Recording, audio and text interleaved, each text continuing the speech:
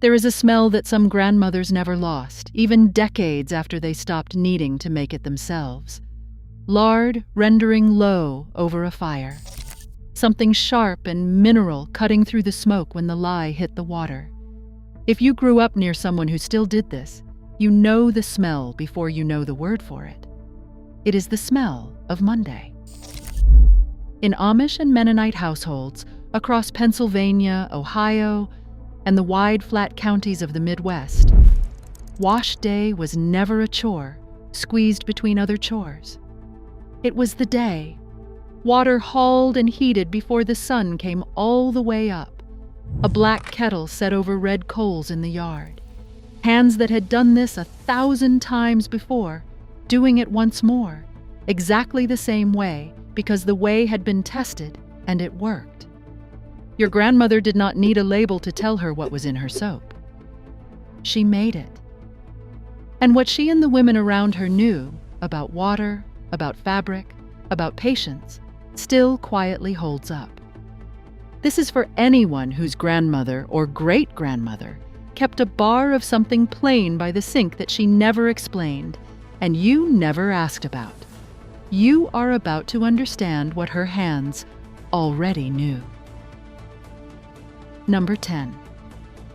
The kettle and the soap that came out of it. Making lye soap started with rendered fat, saved all year from butchering, and lye, once leached from wood ash and later bought in a can.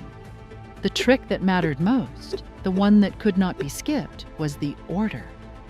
Lye went into the water. Never the water into the lye. Reverse it, and the mixture could scald back up at you. Get the order right, let it cure on a board for weeks, and what came off in bars was plain, unscented, and strong enough to cut grease and grime without needing anything fancier behind it.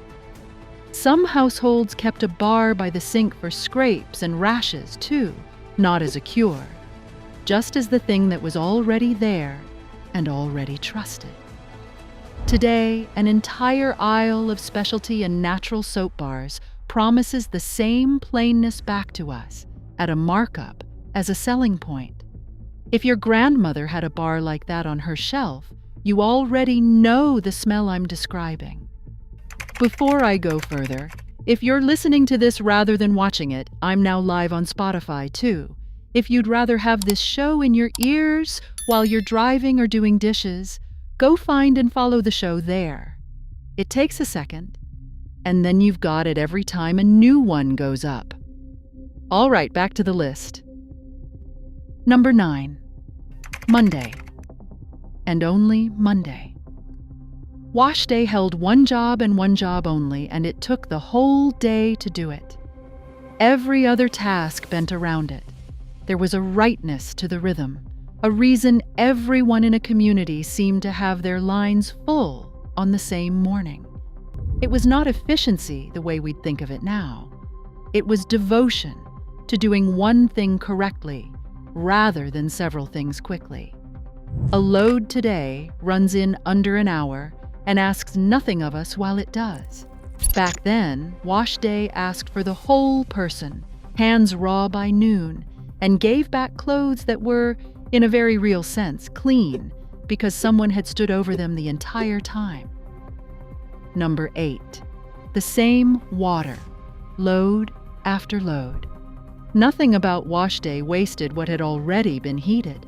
The same tub of water carried a family through several loads before it was let go, which meant order mattered as much as effort. Lightest colors went in first, while the water still ran clear, and the darkest, dirtiest work clothes went in last, when a little more grime in the water made no difference at all. It is a small thing, a sequence, but it is also a kind of quiet arithmetic that has mostly vanished. We fill and empty a machine now without a thought for what the water still has left to give. Number 7. Well water, especially in limestone country, runs hard, and hard water fights soap instead of working with it. Rainwater caught in a barrel under the eaves was softer and soap lathered in it the way it was supposed to. Women planned around the sky a little because a barrel filled by last night's storm meant an easier morning. What we now buy as a water softener, installed under the sink as an upgrade, used to just be a matter of looking up and being patient. Number 6. The wringer washer.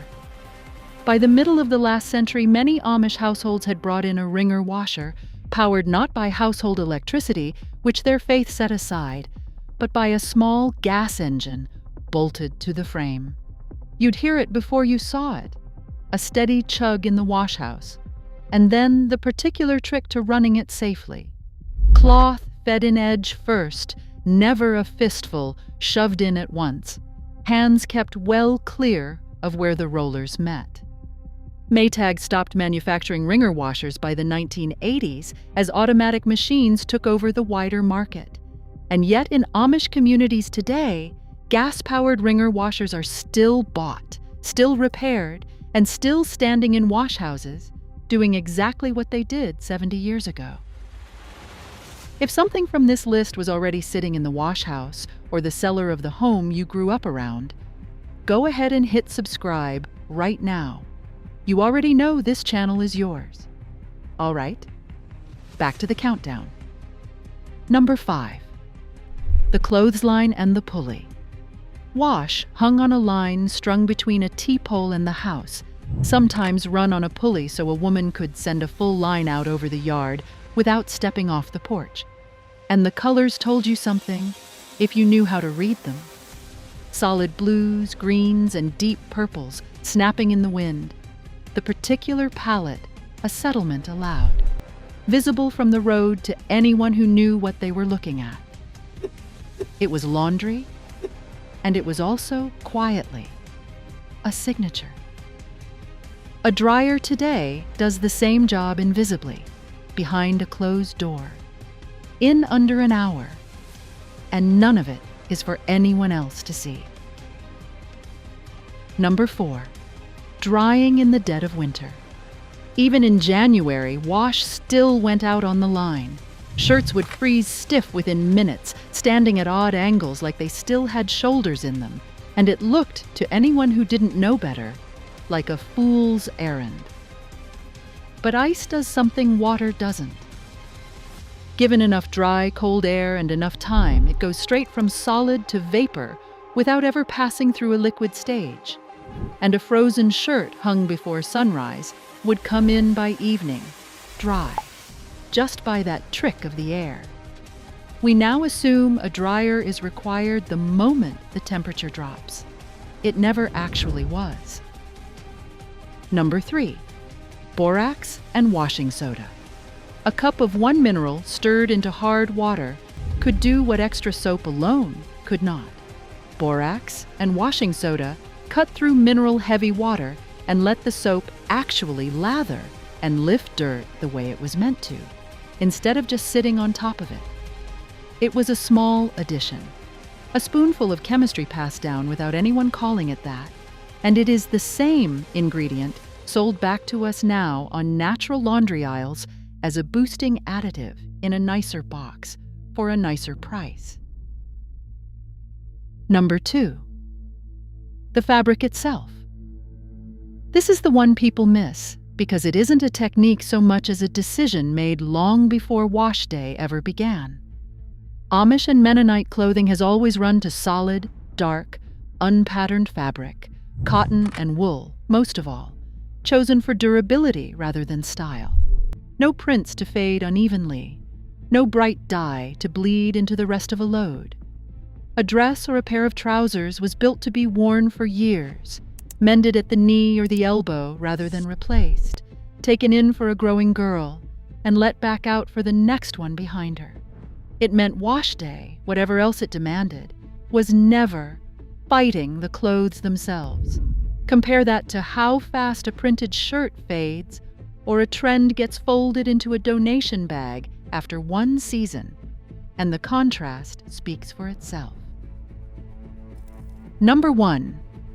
The treadle sewing machine, and underneath everything else on this list sits the machine that made the clothes in the first place. a non-electric foot-powered treadle sewing machine, worked by the rhythm of one steady leg, turning out dresses, shirts, and trousers by hand, in a home, for a family, without ever needing to be plugged in. Even the fasteners carried meaning. Many Amish men's shirts use hooks and eyes instead of buttons, a small, deliberate choice, since buttons had once been closely tied to military uniforms and the pride that came with them. Every stitch, every hook, every hem let down for a growth spurt was a decision made by hand, by someone who knew exactly how the garment would need to hold up in the wash and in the field. She didn't need the label to tell her what was in it. Her hands already knew. That is the thing sitting underneath this whole list. It was never really about soap or water or a line strung across a yard. It was about a kind of knowing that lived in the hands and got passed down instead of written down. Somewhere along the way, most of us traded that for convenience, and convenience is not a bad thing to have. Nobody is arguing for hauling water before dawn. But something real did get set down without anyone quite deciding to set it down. A slower rhythm, a closeness to the work, a trust in your own hands over a label on a box.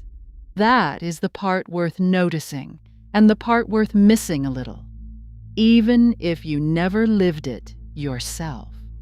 I still keep a plain, unscented bar of soap on my own sink, for no reason I could really defend, except that it reminds me of somebody's grandmother's kitchen, even though I couldn't tell you whose. If you enjoyed spending this time in someone else's Monday, take a second to like this video, and if you want more of these, subscribing costs you nothing and means a lot. And before you go, I'd love to know, what is the one thing your grandmother kept that you never questioned, that you can still picture the second you close your eyes?